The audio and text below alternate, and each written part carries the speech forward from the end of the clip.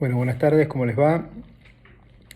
Bueno, vamos a empezar con la unidad de títulos cambiarios. Es interesante comenzar a estudiar esta unidad relacionándola un poco, no desde los fundamentos ni de las instituciones jurídicas propiamente dichas con las sociedades, pero sí desde el punto de vista de la finalidad. Cuando vimos sociedades dijimos que, en realidad cuando vimos persona jurídica en instituciones de derecho privado, eh, dijimos que la creación de una persona jurídica diferente de sus creadores, con atributos de la personalidad propios de ella, como un nombre, un patrimonio, una capacidad, era una ficción jurídica. ¿Mm? Una ficción jurídica que le daba la herramienta a las personas humanas de constituir una persona extraña a ellas, diferente, con atributos similares que les permita estar en el comercio, persiguiendo el fin de lucro, con la consabida finalidad de limitar la responsabilidad y también de organizar algún tipo de negocio. Es decir, que se creaba una ficción jurídica que era la creación de una nueva persona diferente. Persona que en realidad, ¿por qué la llamamos ficción? Porque en realidad no existe, ¿no? Pensemos en cualquier existe y no existe al mismo tiempo, ¿no? Pensemos en cualquier persona jurídica, Universidad Nacional de 3 de Febrero, si ustedes la quieren ver como desde el punto de vista de persona jurídica del derecho público, es una persona jurídica que en realidad nunca uno la puede encontrar, sí puede ver su patrimonio, puede ver los órganos que la administran, puede ver los órganos que la representan, pero son cambiantes, dinámicos, y en sí mismo no es como una persona humana que la tenemos ahí, existe. ¿Qué relación quiero hacer entre la sociedad y los títulos circulatorios? Es que los títulos circulatorios también son una ficción creada por la ley, en realidad creada por la costumbre. Yo les voy a pedir, les voy a dejar como trabajo práctico de este video, es que investiguen rápidamente, no es muy difícil de encontrar, la historia de los títulos circulatorios y en realidad de la letra de cambio. ¿De dónde surge? En qué mercado, en qué plazas y para qué. ¿Y por qué digo que es una ficción? Porque en realidad es una herramienta que otorga el legislador a las personas físicas, humanas o las personas jurídicas para incorporar un derecho a un instrumento, a un soporte. En términos, si quieren, discúlpenme, soy medio neófito en el tema, pero en términos electrónicos, un soporte sería en donde yo puedo alojar algo. En este caso, en los títulos circulatorios estamos hablando del soporte papel. En realidad, en muchas de las normas que ustedes van a leer que crean y regulan los títulos circulatorios, no hay una especificación de cuál tiene que ser el soporte, ¿no? Yo tenía un profesor en la facultad que decía, si escribo un pagaré arriba de un perro, ¿es válido o no es válido? Sería el soporte perro y no un soporte papel, y terminaba siempre la chanza diciendo, lo único complicado sería que si lo tengo que ejecutar debería llevar el perro al juzgado. Pero la realidad es que estamos hablando de un soporte, en este caso papel, donde se producen determinados fenómenos creados por esta normativa. El primer fenómeno es el de la incorporación. ¿Qué significa? A ese soporte, ese instrumento papel, nosotros incorporamos un derecho. Pensemos en un pagaré, que es el título circulatorio más simple. Que incorporamos una promesa de pago, una obligación que existe causal con una causa anterior, que le incorporamos a un instrumento, a un soporte. Y al incorporarla a ese soporte, lo que estamos haciendo es desvinculando ese derecho incorporado con la causa que existía con anterioridad. Se corta la relación jurídica. ¿Qué significa? Tenemos un soporte, el papel, donde si se cumplen con los requisitos establecidos en la norma en cada creación de cada título circulatorio, fíjense que digo título circulatorio y no título de crédito, porque hay una diferencia entre un título que se realiza para circular y un título de crédito que, como su nombre lo indica, es un instrumento de financiación. Por ejemplo, un título de crédito no es un cheque, eso lo van a ver en las definiciones. Sí, un pagaré, una letra de cambio. Y volviendo a lo anterior, Estábamos hablando de la incorporación. Incorporamos un derecho a ese instrumento. ¿Para qué lo incorporamos? ¿Por qué el legislador le da esta herramienta a las personas? Para poder hacer circular los derechos. Por eso, este es un instituto propio del derecho comercial. La necesidad del comercio, del fin de lucro, la dinámica de la necesidad de circular los derechos y obligaciones hace al nacimiento de este instrumento jurídico que es el título circulatorio. Incorporamos el derecho, en este caso una obligación en un pagaré y un derecho de un tercero, a ese instrumento. Primera consecuencia, la literalidad. Pues si estamos incorporando un derecho y por eso desvinculándolo de su causa, tenemos que saber a ciencia cierta cuál es el derecho incorporado y cuál es el derecho que va a estar dentro de ese instrumento y va a circular conjuntamente con ese instrumento o ese soporte papel. Y de ahí que la característica de la literalidad es fundamental. ¿Qué significa la literalidad? Que el alcance del derecho incorporado va a estar dado por lo que diga conforme las reglamentaciones específicas de cada título circulatorio ese soporte papel. Y nada más por lo que diga ese instrumento. No hay nada externo al instrumento que no esté escrito que tenga validez. Conjuntamente con la literalidad viene otra característica fundamental que es la abstracción. ¿Qué es la causa en una obligación? Nosotros vimos que la causa era como causa fuente, la fuente de donde emerge de donde surge esa obligación. En este caso, obligación y derecho al mismo tiempo vienen de la mano, ¿no? Obligación para el que firma el pagaré, derecho para el que lo porta, el portador, o eventualmente la persona contra la cual se lo libraron.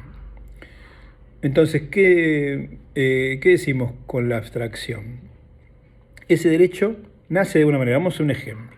Supongamos que yo compro un auto, no pago la totalidad del precio, y la parte que me falta pagar, libro un pagaré a favor o al portador y se lo entrego en mano, o a favor de la persona que me vende el auto por el saldo de precio a determinado plazo para pagar ese saldo de precio. Esa obligación de dar una suma de dinero la incorporo a ese instrumento pagaré que está arreglado por un decreto ley de letra de cambio y pagaré. Cumplo con los requisitos que dice la norma, ese derecho va a estar incorporado a ese instrumento, va a tener el alcance que establezca la literalidad del mismo, lo que dice el mismo. En este caso, como es dar una suma de dinero, se va a estar a lo que dice en letras y no a lo que se dice en números, con lo cual si hay una contradicción entre lo que se dice en números y letras, está hasta lo que dice en letras.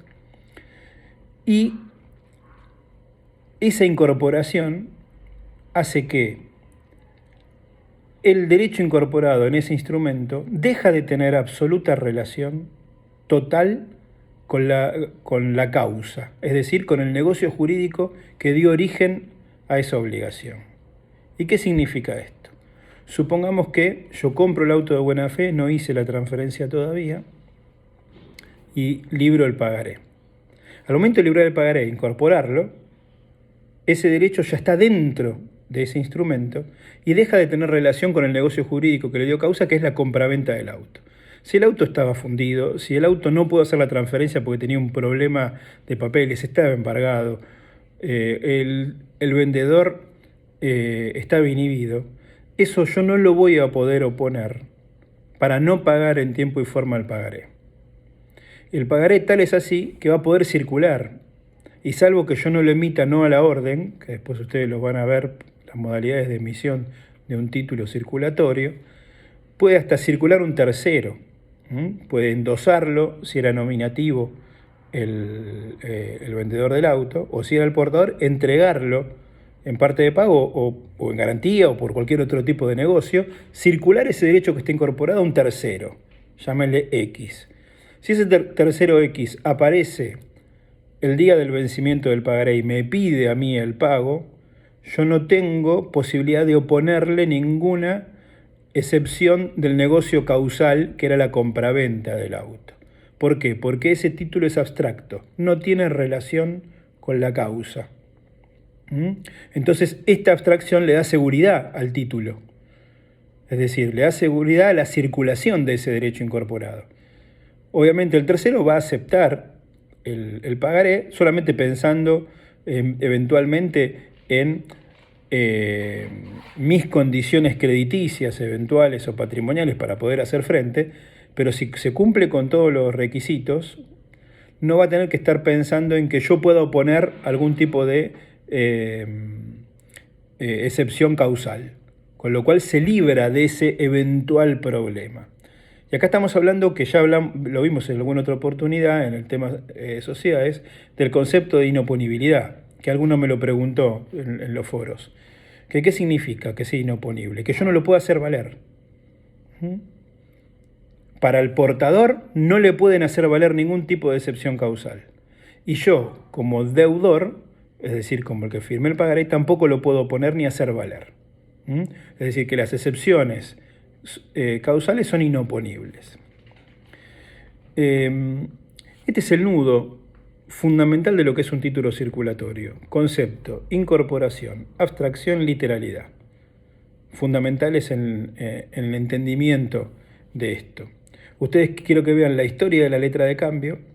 Quiero que lean, vamos a ir subiendo otros trabajos prácticos para diferenciar los distintos títulos circulatorios, pero lo que le quiero dejar en este videito es primero dicho una cosa. Hasta la sanción del Código Civil y Comercial del 2015, los títulos circulatorios estaban reglados cada uno por una norma particular.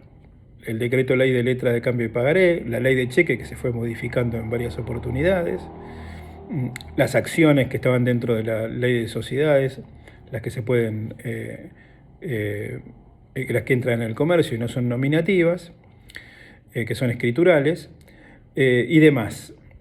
Desde la sanción del Código Civil y Comercial hay un capítulo, un título entero del Código Civil y Comercial que tiene que ver con títulos. Quiero que hagan dos cosas. Una es busquen la historia de la letra de cambio, sucintamente, y vean y hagan ahí una mención en el foro respecto de la necesidad del mercado de hacer nacer este instrumento y el por qué. En ese caso era un tema de comunicaciones. Fíjense bien el tema de distintas plazas comerciales y la idea es que no lo entiendan desde el punto de vista jurídico, sino que lo entiendan desde el punto de vista comercial. Que en el derecho comercial es lo que sucede. El derecho comercial siempre va detrás de la necesidad del mercado. Detrás de la necesidad del mercado, el derecho comercial le provee de instrumentos que a veces se nutren de la misma costumbre, del mismo mercado que los va creando, que son no innominados hasta tanto el derecho comercial los hace propio y los sanciona en alguna norma jurídica. Entonces, primero vean eso y después lean ese título. Es bastante extenso, pero tomen ese título y la ley de letra de cambio. Para esto les voy a dar más de una semanita, quédense tranquilos. Primero hagan el tema de la historia y después vayan viendo. Y comparen la ley, el decreto ley de letra de cambio y pagaré con el título general del Código Civil y Comercial. El Código Civil y Comercial lo que establece son normas genéricas que antes no existían a los fines de que las partes puedan crear títulos. Ahora, como ya los títulos, algunos de ellos eran preexistentes y eran creados por el legislador, no eran creados por particulares entre sí, hay una superposición de normas desde lo genérico que quedó en el Código Civil y Comercial a lo específico que cada una de las normas. Fíjense que al final lo genérico que hace el legislador en esta última modificación normativa reciente del Código Civil y Comercial, lo que hace es establecer una normativa general a los fines de permitirle a cualquier ciudadano, comerciante, crear sus títulos entre particulares.